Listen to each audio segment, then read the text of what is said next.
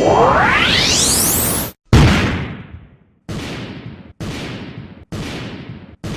what's going on, you guys? It's your man James, aka JP, back again with another toy room review. Today we're going to be taking a look at the PS1 Classic Coasters Volume 1 and Volume 2 PlayStation 1 Edition.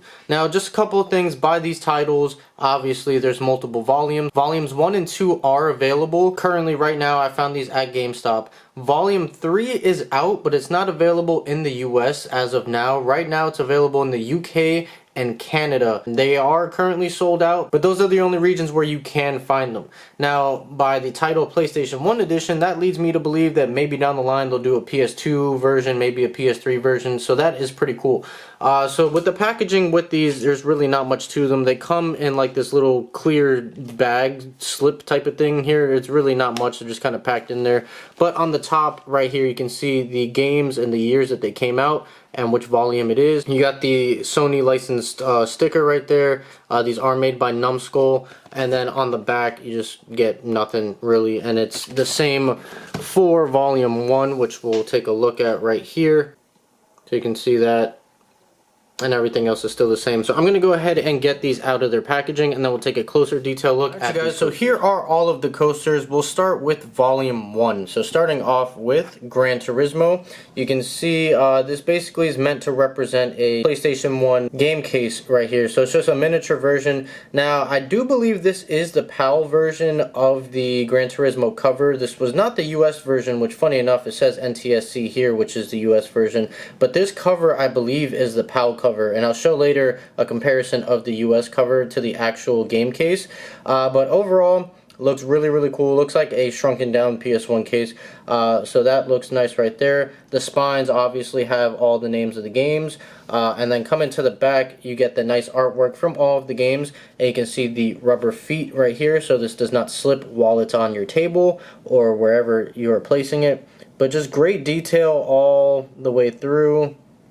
Definitely true to how the original cases looked, so that looks very nice.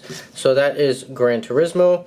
Put that to the side. Moving on to Parappa the Rapper, the hip hop hero, classic PS1 game right here. So that looks pretty cool. And coming to the back, again, just great attention to detail. This is exactly how it looks on the game case, so I love that. And again, rubber feet on this one here. And, you know, they're all pretty much basic. It's just the cover and, you know, the artwork on the front and the back, but still very cool. So this is Wipeout. See how close we can get in. There is a ton of glare with the studio lights, and since these are done with a clear plastic, there's a ton of reflection. There you go. So there's Wipeout. And then the last one from Volume 1, Destruction Derby. Now, I wasn't familiar with this game until the PS1 Classic came out, and I played it. It's a bit of fun. So that looks pretty cool right there. Again, rubber feet. So that is all of them from Volume 1. So Gran Turismo, Parappa the Rapper, Wipeout, and Destruction Derby. Now moving on to Volume 2. We have Tekken 2, which I've actually never played Tekken 1 or 2. The first Tekken game I ever played was Tekken 3, which is coming up, and that is one of my favorite fighting games of all time. It looks really great. So again, that is Tekken 2, and here is Tekken 3. I absolutely love this game. Really cool right there. You know, I never noticed until now the Japanese dragon right back here. That's pretty cool. Nice details there, Namco. Now on the back, of course, the screenshots from the game and the rubber feet. Then Ridge Racer, an iconic arcade style racing game on the PS1. Again, made by Namco. Really cool. And then on the back, not much artwork on this one, mainly just like text, but still that attention to detail, even down to the compact disc logo right there.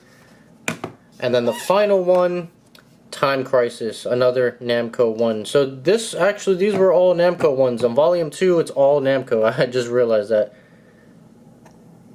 So I wonder if Volume 1, does that actually have any sort of theme to it? I don't believe it does. Doesn't seem, no theme that I can notice. I mean, Destruction Derby, Wipeout, and Gran Turismo are racing games, but then Parappa the Rapper is just the, I guess, what do you want to call it, quick time events type of game, Guitar Hero style. But yeah, these are all Namco: Time Crisis, Ridge Racer, Tekken 3, and Tekken 2. Alright, and as promised, here is the Gran Turismo coaster with the Gran Turismo 1 for the PS1. So you can see the size difference and the cover differences here. This was actually a lot thicker because you had the 2 discs required for this game. But you can see, just to get a kind of a scale for it, this is how small it is compared to the regular PS1. And even the back art is different too. So I have a feeling that this is the PAL version. I'm not sure with the other coasters if they are the PAL versions or not, but this one I can compare because I actually have the cases for this game. I don't have the cases for any of these other games here, so I can't show that for comparison. But what I can show for a comparison is how a single disc PS1 case matches up in scale, since it is not as thick. So you can see that they look to be the same thickness, these two here, the coaster, and yeah, they are the same thickness, so just obviously a lot smaller in comparison to the original cases. And because I know I'm going to have that one person that says, how are you going to review coasters and not show an actual cup on the coaster, here you go. This is what a cup looks like, a fairly large cup, but this is what a cup looks like on the coaster. So yeah, there's that. Alright you guys, so there's my review on the PlayStation Classics PS1 coasters Volume 1 and Volume 2. Overall, I really love these things. These were $15 per pack at GameStop. That's the only place I can find them online other than Numskull's website, which I'll leave the link in the description down below. And like I said, Volume 3 is available. Well, it's not in stock, but the only places that you could potentially get it is in the UK and Canada. They're not in the US yet. But overall, these things are pretty cool, and they're great additions to any game room or just any kitchen in general.